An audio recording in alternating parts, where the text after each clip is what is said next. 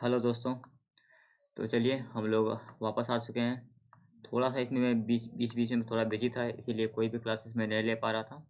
हालांकि अब से रेगुलर क्लासेस होंगी। तो हम लोग किसको फोकस करने वाले हैं? हम लोग एसएससी जीडी को फोकस करने वाले हैं। ठीक। और इसमें हम लोग जो है मैं बता देता हूँ थोड़ा कि हम लोग पीवाईक्यू को कवर करेंगे। एक एक करके पर डे एक पीवाईक्यू को कवर करेंगे और इस तरह से हम लोग अपने जीके जीएस को कंप्लीट करेंगे। चलिए स्टार्ट करते हैं। लेकिन स्टार्ट करने से पहले अगर आपने अभी तक चैनल को सब्सक्राइब नहीं किया है तो मेक श्योर कि आप चैनल को सब्सक्राइब कर लो और बेल आइकन को भी हिट कर दो। एंड प्लस में क्या कर सकते हो, आप लाइक कर दो वीडियो को एंड दोस्तों के साथ शेयर कर दो, जिससे कि थोड़ी उनकी भी मदद हो जाए, साथ में सिलेक्शन लो। ठीक है, तो चलिए स्टार्ट करते हैं। पहला क्वेश्चन है, जागोई भारतीय शास्त्रीय नृत्य के, पहले मैं बता देता हूँ ये कि ये आपका सेट 1 है, जो कि हुआ था 10 जनवरी 2023 को। 10 जनवरी 2023 को और फर्स्ट शिफ्ट था ये था 10 जनवरी 2023 को फर्स्ट शिफ्ट का क्वेश्चन था ये। क्वेश्चन क्या था? क्वेश्चन आया था आपका, जागोई भारतीय शास्त्रीय नृत्य के किस नृत्य रूप की एक प्रमुख शैली है? तो जागोई जो है किस भारतीय शास्त्रीय नृत्य की एक प्रमुख शैली है?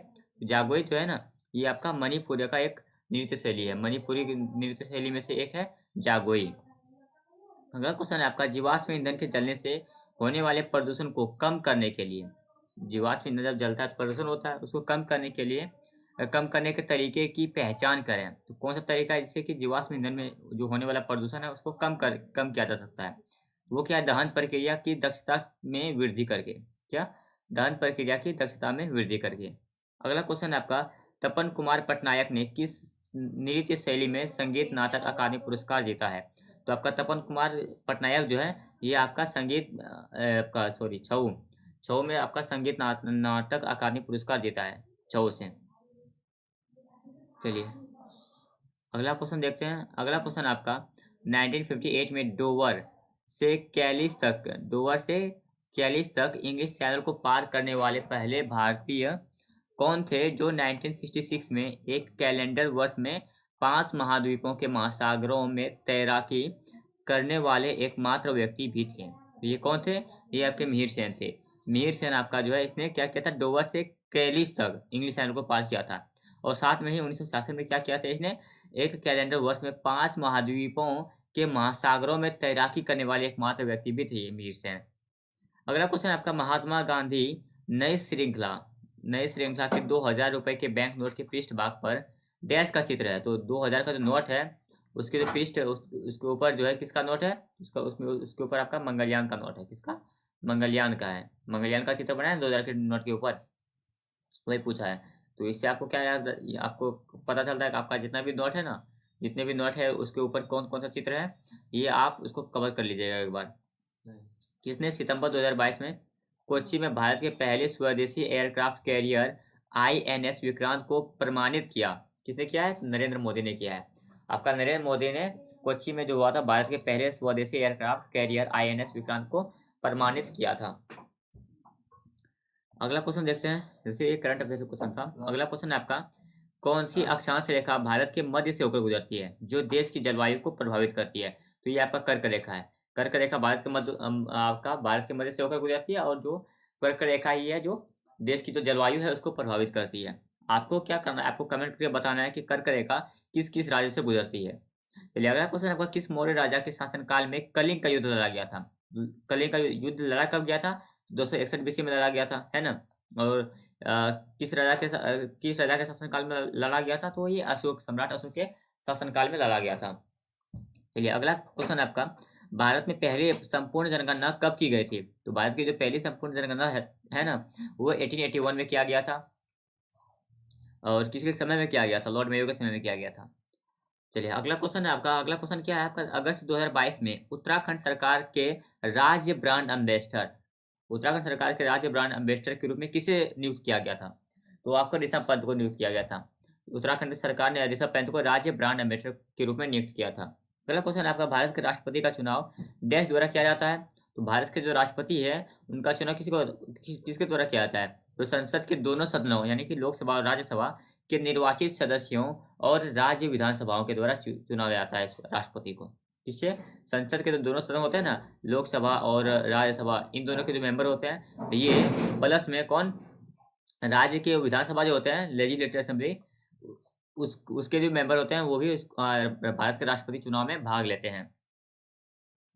चलिए अगला क्वेश्चन आपका क्या है कि कौन सा महाराष्ट्र का धन्यवाद ज्ञापन थैंक्स गिविंग उत्सव है? महाराष्ट्र का थैंक्स गिविंग उत्सव यानी धन्यवाद ज्ञापन उत्सव कौन सा है? जहां बैलों को सम्मानित किया जाता है क्योंकि उन्हें खेती के लिए आवश्यक माना जाता है। तो ये आपका पोलो महोत्सव है। पोलो महोत्सव जो है महाराष्ट्र का, जिसमें क्या होता है, बैलों को थोड़ा सा, बैलों का तारीफ किया जाता है, सम्मानित किया जाता है बैलों को। धन्यवाद ज्ञापन ये आपका महोत्सव है, उत्सव है, जो क्या है, पोला महोत्सव है, जो कि कहाँ का है, आपका महाराष्ट्र का है। अगला क्वेश्चन आपका, भारतीय संविधान के मूल लेख में डैश अनुच्छेद थे? तो भाई ये का मूल लेख का मतलब क्या हुआ, जब बना था, अमेंडमेंट होने के बाद नहीं, वैसे तो वही बहुत सारे हो गए, 450 से ज्यादा ही हो गए, लेकिन जब ये बना था उस टाइम में कितने आपका लेख थे, कितने अनुच्छेद थे? तो 395 अनुच्छेद थे। और अभी उस जब बना था उस टाइम में शेड्यूल कितने थे, सूची कितनी थी? तो आपका 10 ही सूची थी। बाद में हम लोगों ने 2 को ऐड किया है। भाग कितने थे? तो भाग 25 ही थे, सॉरी भाग 22 थे, 25 नहीं, जब बना था, अभी का बात नहीं है ये। चलिए अगला क्वेश्चन आपका क्या है कि 7वीं पंचवर्षीय योजना के मुख्य उद्देश्यों में से एक था। अब 7वीं जो पंचवर्षीय योजना थे, उनमें से उसका उद्देश्य पूछ रहा है। उसका उद्देश्य ऑप्शन में था, जिसमें से राइट ऑप्शन क्या था आपका, खाद्यान्नों के उत्पादन में वृद्धि। ये आपका 7वीं पंचवर्षीय योजना के मुख्य उद्देश्यों में से एक था, क्या, खाद्यान्नों के उत्पादन में वृद्धि। चलिए अगला क्वेश्चन आपका, मॉस और मार्केशिया निम्नलिखित में से किस राज्य के अंतर्गत आते हैं? तो मॉस और मार्केशिया जो है किस राज्य के अंतर्गत आते हैं? टेरिडोफाइटा, ब्रायोफाइटा, शैवाल, अनावृत विधि। तो ये आपका मॉस और मार्केशिया आपका ब्रायोफाइटा के रूप में, सॉरी ब्रायोफाइटा के अंतर्गत आते हैं, जिसको कि आपका एम्फीबियन नहीं बोला जाता, प्लांट किंगडम का एम्फीबियन बोला जाता है ब्रायोफाइटा को। अगला क्वेश्चन आपका क्या है कि ऐसी राजस्व प्राप्तियां जिनका सरकार द्वारा दावा नहीं होता है, जिसका सरकार द्वारा दावा नहीं होता है, उसको क्या कहलाती है? तो ऐसा राजस्व, ऐसा इनकम यानी राजस्व प्राप्तियां जो सरकार दावा नहीं करता जिस पे, उसको कहते हैं गैर प्रत्यय देय। ये इकोनॉमिक्स का शॉर्ट टर्म आ जाता है, गैर प्रत्यय देय कहते हैं, इसको आपको रट लेना है। चलिए अगला क्वेश्चन क्या है आपका, आपातकाल के दौरान किन मौलिक अधिकारों को निलंबित नहीं किया जा सकता? तो आपातकाल, जब आप फंडामेंटल ड्यूटीज पर, फंडामेंटल राइट्स पढ़ रहे होते हैं, वहाँ पे आपको पता होगा ये। अगर आपको अगर नहीं पता है तो आप क्या कर सकते हैं, चैनल पे एक वीडियो है फंडामेंटल राइट को यानी मौलिक कर्तव्य को लेकर, सॉरी मौलिक अधिकार को लेकर, तो आप उससे देख सकते हैं। हालांकि ऑप्शन में क्या है आपका, अनुच्छेद 18-19 यानी आर्टिकल 18-19, अनुच्छेद 14-15, अनुच्छेद 16-17 और चौथा ऑप्शन है अनुच्छेद 20-21। तो किसको आपको निलंबित नहीं किया जा सकता? बाकी सारे 8 फंडामेंटल राइट्स खत्म हो सकते हैं, लेकिन अनुच्छेद 20-21 नहीं हो सकते, कभी नहीं हो सकता है। चलिए अगला क्वेश्चन देखते हैं आपका। अगला क्वेश्चन है आपका, भारत में अरेबिका कॉफी कौन से राज्य में उगाई जाती है? तो अरेबिका कॉफी आपको किस राज्य में उगाई जाती है? तो कर्नाटक में उगाई जाती है। अरेबिका कॉफी आपका कर्नाटक में उगाई जाती है। चलिए अब सेकंड लास्ट क्वेश्चन है ये। सेकंड लास्ट क्वेश्चन क्या है, डैश वस्त्र मंत्रालय के अंतर्गत आता है या आती है? तो आपका वस्त्र मंत्रालय के अंतर्गत कौन आता है? समर्थ योजना। समर्थ योजना आपका वस्त्र मंत्रालय के अंतर्गत आता है। और अगला और लास्ट क्वेश्चन है क्या है, 2017-18 में विजय हजारे ट्रॉफी किस राज्य ने जीता था? तो विजय हजारे ट्रॉफी आपका किस राज्य ने जीता था? तो कर्नाटक ने जीता था।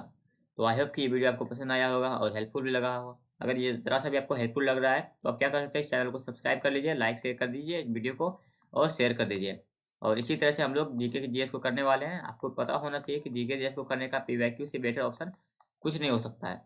तो इस तरह से लगे रहिए। और कल हम लोग दिखा देता हूँ मैं थोड़ा सा, आज तो हम लोगों ने किया था, और इसका पीडीएफ अगर चाहिए ना तो आप कमेंट कर दीजिएगा, मैं इसका पीडीएफ दे दूंगा।